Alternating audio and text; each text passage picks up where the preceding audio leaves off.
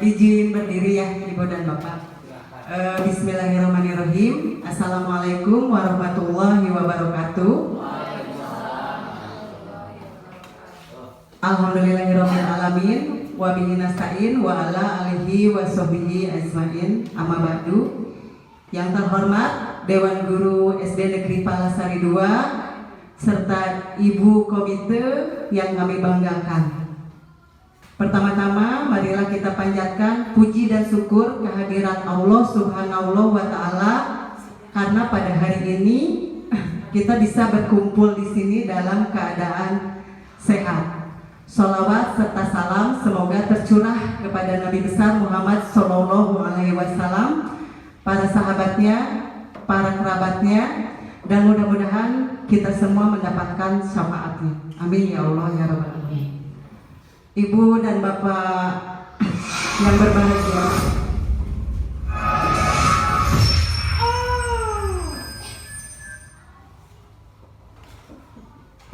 Ibu dan Bapak yang berbahagia, saya ucapkan terima kasih yang sebesar-besarnya karena pada hari ini Ibu dan Bapak berkenan hadir di acara ini.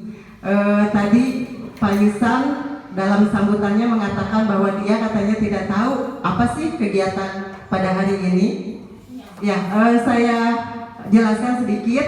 Kegiatan hari ini adalah salah satu tugas pendidikan yang sedang kami ikuti. Jadi saya dan Bu Sari tengah mengikuti kegiatan calon guru penggerak yang insya Allah akan berakhir di bulan Juli. Nah, salah satu tugasnya yaitu diseminasi atau berbagi apa-apa saja yang telah kami pelajari di kegiatan guru penggerak. Makanya saya ucapkan terima kasih karena di tengah kesibukan Ibu dan Bapak berkenan hadir dalam acara ini. Terima kasih yang sebesar-besarnya. Kemudian saya di sini sedang belajar ya Ibu dan Bapak. Jadi mohon maaf apabila dalam penyampaian materi ada banyak kekurangan. Saya mohon saran dan kritiknya mungkin yang sifatnya membangun dan memperbaiki kualitas saya sebagai pendidik. Baiklah Ibu dan Bapak, diseminasi pada hari ini yaitu tentang budaya positif. Next. Budaya positif ini terdiri dari 6 subtopik. Yang pertama, kedua, dan ketiga insya Allah akan disampaikan oleh saya. Kemudian poin yang keempat, kelima, dan keenam akan disampaikan oleh rekan saya Ibu Ratnasari. Latar belakang dari budaya positif adalah tujuan pendidikan, di mana menurut Ki Hajar Dewantara tujuan pendidikan adalah menuntun segala kodrat yang ada pada anak-anak agar mereka dapat mencapai keselamatan dan kebahagiaan yang setinggi-tingginya, baik sebagai manusia maupun sebagai anggota masyarakat. Jadi peran kami di sini sebagai pendidik adalah menuntun atau mengarahkan. Ki Hajar Dewantara dalam idenya menyampaikan bahwa pendidikan itu seperti taman. Kemudian pendidik itu adalah petani, mengumpamakannya. Dan anak didik itu sebagai tanaman. Kita sebagai pendidik atau sebagai petani tidak bisa merubah kodrat alam. Contohnya kita sebagai petani tidak bisa merubah jagung menjadi padi atau padi menjadi jagung. Tapi kita bisa memaksimalkan pertumbuhan jagung itu. Bagaimana agar jagung itu tumbuh dengan subur? Ya, yang bisa dilakukan contohnya, Pak Ipan bisa bantu? Misalkan memupuk mungkin ya. Kemudian menyiram, kemudian dikasih pencahayaan agar kodrat dari tumbuhan tersebut bisa tumbuh dengan subur dan baik. Begitupun kita sebagai pendidik. Kita harus memperhatikan bakat alam dan bakat zaman pendidik anak didik kita, sehingga anak didik kita bisa menjadi manusia merdeka. Nah, dalam dalam mencapai manusia merdeka, maka budaya positif di kelas atau di sekolah itu diperlukan. Dalam menciptakan budaya positif, kita harus menerapkan disiplin positif. Lanjut. Ya, subtopik yang pertama adalah disiplin positif dan nilai-nilai kebajikan universal. Ya, disiplin positif. Maka kata disiplin yaitu sesuatu yang dilakukan seseorang pada orang lain untuk mendapatkan kepatuhan. Ki Hajar Dewantara menyatakan untuk mencapai kemerdekaan atau dalam konteks pendidikan kita saat ini, untuk menciptakan murid yang merdeka, syarat utamanya adalah disiplin yang kuat. Disiplin yang dimaksud adalah disiplin diri yang memiliki motivasi internal. Murid yang memiliki disiplin diri berarti mereka bisa bertanggung jawab terhadap apa yang dilakukannya karena mereka mendasarkan tindakan mereka pada nilai-nilai kebajikan universal. Jadi di sini kita mengenal ada motivasi internal, ada juga motivasi eksternal. Kalau motivasi internal itu motivasinya tumbuh dari dalam diri kita sendiri, tidak harus disuruh-suruh. Tidak harus diajak-ajak, tapi tumbuh dari dalam diri kita sendiri. Tapi kalau motivasi eksternal itu motivasi yang berasal dari luar. Kemudian apa saja sih nilai-nilai kebajikan universal yang harus diterapkan pada disiplin positif? Nah, nilai-nilai kebajikan universal sendiri berarti sifat-sifat positif manusia yang merupakan tujuan mulia yang ingin dicapai setiap individu. Ada 6 kebajikan universal. Di antaranya yaitu yang pertama adalah profil pelajar Pancasila. Ada beriman, ada mandiri, bernalar kritis, berkebinekaan global, bergotong royong, kreatif. Kemudian nilai-nilai kebajikan universal yang kedua yaitu ini dari IBO Primary Years Program. Ada toleransi, kemudian ada rasa hormat, ada integritas, sampai yang terakhir yaitu komitmen. Kemudian yang ketiga yaitu 9 pilar karakter atau Indonesian Heritage Foundation (IHF). Cinta Tuhan dan segenap ciptaannya, kemandirian dan tanggung jawab, dan yang terakhir adalah toleransi, kedamaian, dan kesatuan. Kemudian yang keempat yaitu petunjuk seumur hidup dan keterampilan hidup. Di antaranya itu ada 3 kelompok. Kelompok yang pertama itu dimulai dari dapat dipercaya sampai petunjuk hidup. Kemudian kelompok yang kedua dari peduli sampai kesabaran, dan kelompok yang terakhir dari keteguhan hati dan persahabatan. Kemudian yang kelima yaitu the 7 essential virtues, itu dari empati sampai keadilan. Dan yang terakhir ini dari proyek nilai-nilai kebajikan. Ini sangat banyak ya Ibu dan Bapak. Ada peduli, ada keterus-terangan, ada berani, ada berprinsip, dan yang terakhir pengertian. Nah, itu adalah nilai-nilai kebajikan universal yang harus kita tanamkan kepada anak didik. Tapi bagaimana caranya supaya anak-anak dalam menjalankan karakter-karakter ini timbul dari dalam diri mereka sendiri. Kemudian subtopik yang kedua yaitu tentang teori motivasi, hukuman, penghargaan, dan restitusi.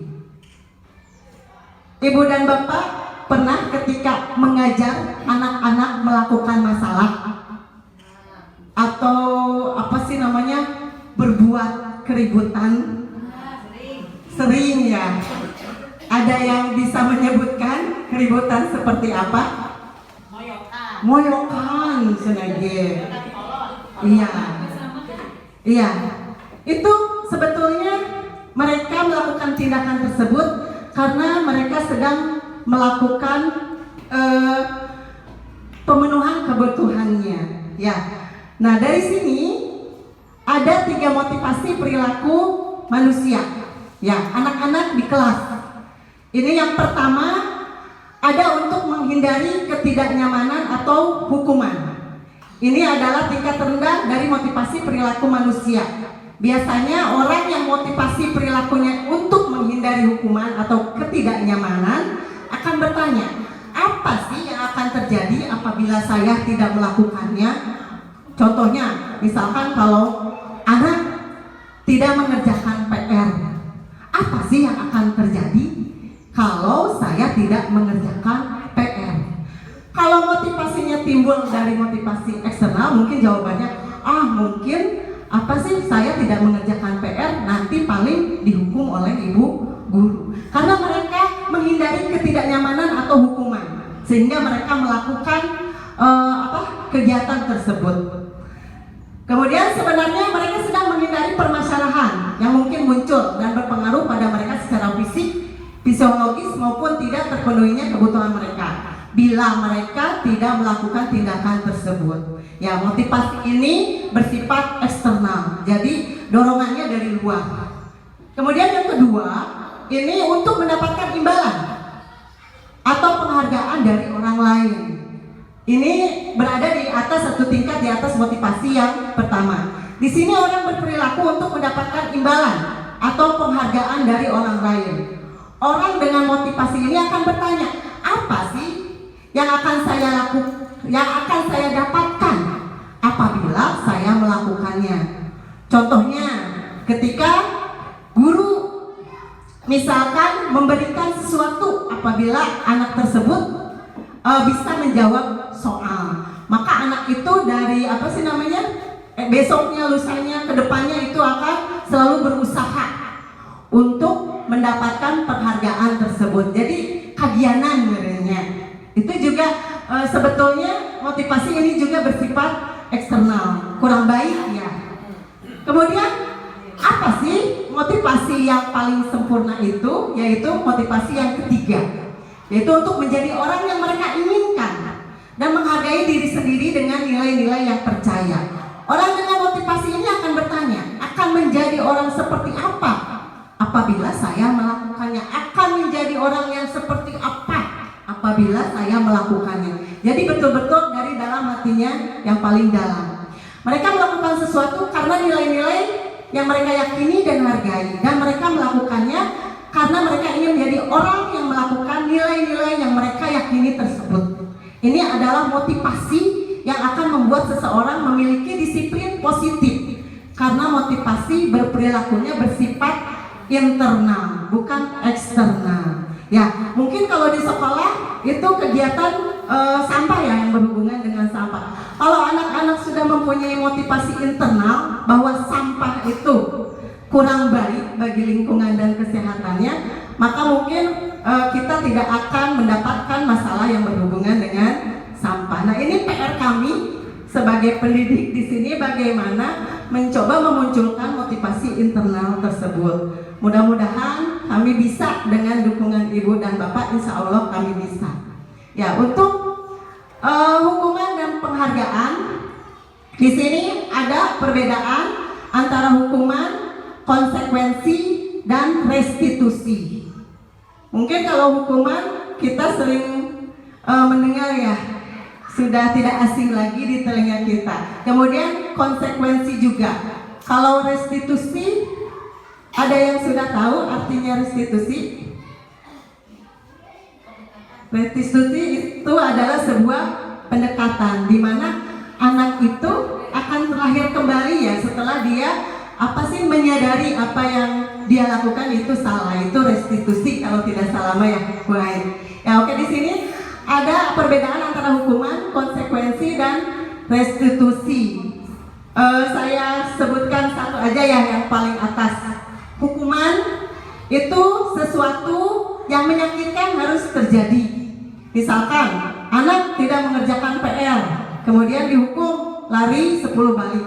Itu mungkin menyakitkan, capek, malu sama teman-temannya. Itu adalah ciri-ciri dari hukuman. Kemudian konsekuensi, sesuatu harus terjadi.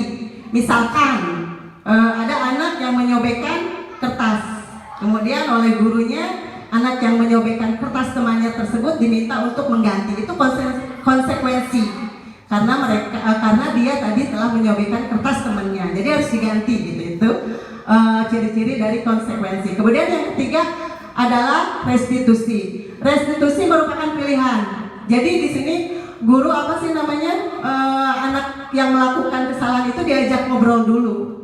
Apa sih yang mereka inginkan setelah mereka melakukan kesalahan tersebut. Kemudian dibimbing sehingga anak didik tersebut menyadari kesalahannya dan timbul motivasi internal agar mereka memperbaiki kesalahan mereka tersebut. Ya.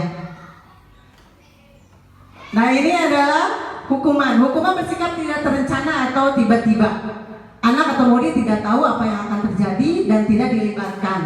Hukuman bersifat satu arah dari pihak guru yang memberikan, dan murid hanya menerima suatu hukuman tanpa melalui suatu kesepakatan atau pengarahan dari pihak guru baik sebelum atau sesudahnya. Hukuman yang diberikan bisa berupa fisik maupun psikis. Murid atau anak disakiti oleh suatu perbuatan atau kata-kata. Itu adalah ciri-ciri dari hukuman. Dan kemudian kalau konsekuensi sudah terencana atau sudah disepakati. Jadi anak-anak misalkan kita ngobrol dulu dengan anak, kalau semisalkan kalian membuang sampah sembarangan, maka konsekuensinya kalian harus memungut sampah tersebut. Itu sudah direncanakan sebelumnya, udah dibicarakan dengan anak-anak. Kemudian restitusi adalah proses menciptakan kondisi bagi murid untuk memperbaiki kesalahan mereka sehingga mereka bisa kembali pada kelompok mereka dengan karakter yang lebih kuat. Oke, next kita. Oke, subtopik yang ketiga yaitu keyakinan kelas. Definisi dari keyakinan yaitu nilai-nilai kebajikan universal yang tadi 6 yang telah saya bacakan ya Ibu dan Bapak, yang disepakati secara tersirat dan tersurat lepas dari latar belakang suku, negara, bahasa maupun agama. Keyakinan kelas dengan peraturan atau tata tertib mungkin sedikit berbeda ya Ibu Bapak. Kalau keyakinan kelas itu kita menyepakatinya dengan anak-anak. Kita mau bagaimana sih di kelas supaya timbul kenyamanan ketika kita belajar. Kemudian kalau tata tertib peraturan mungkin guru yang menuliskan. Tidak boleh datang terlambat misalkan. Anak-anak pasif mungkin ya. Di situ guru yang aktif dalam menciptakan peraturan-peraturan. Nah, tahapan menciptakan keyakinan kelas ada 4 poin. Yang pertama tadi lihat daftar kebajikan yang telah disusun bersama. Yang tadi yang 6 itu. Karena kita kurikulum merdeka, kita menggunakan profil pelajar Pancasila, nilai kebajikannya. Jadi yang dimunculkan yang itu, yang di profil yang 6 tadi ya, profil pelajar Pancasila. Kemudian tentukan nilai-nilai kebajikan yang ingin dijadikan perhatian utama di kelas Anda. Kemudian ketiga, sempurnakan beberapa daftar nilai kebajikan yang utama, bahas kembali dalam kelompok. Dan yang terakhir, buat poster atau muat di sosmed keyakinan sekolah atau kelas Anda. Kemudian lanjut Ustaz. Kemudian ini adalah prosedur pembentukan keyakinan sekolah atau kelas. Nanti kalau misalkan ada yang membutuhkan boleh soft copy-nya ya barangkali. Nah, ini adalah contoh keyakinan kelas. Keyakinan kelas 1. Jadi kalau dalam keyakinan kelas itu tidak ada kata-kata yang negatif. Semuanya harus positif. Ya, kemarin alhamdulillah kelas 5 di awal semester 2 sudah membuat keyakinan kelas. Walaupun hanya memuat 3 poin, insya Allah anak-anak bisa melaksanakan ketiga poin tersebut. Baiklah Ibu dan Bapak, untuk topik 1, 2, dan 3 telah saya paparkan. Mudah-mudahan bermanfaat. Apabila ada kata-kata yang salah, saya mohon maaf. Untuk subtopik keempat, kelima, dan keenam akan dijelaskan, akan dipaparkan oleh rekan saya Ibu Ratnasari. Billahi taufiq wal hidayah. Wassalamualaikum warahmatullahi wabarakatuh.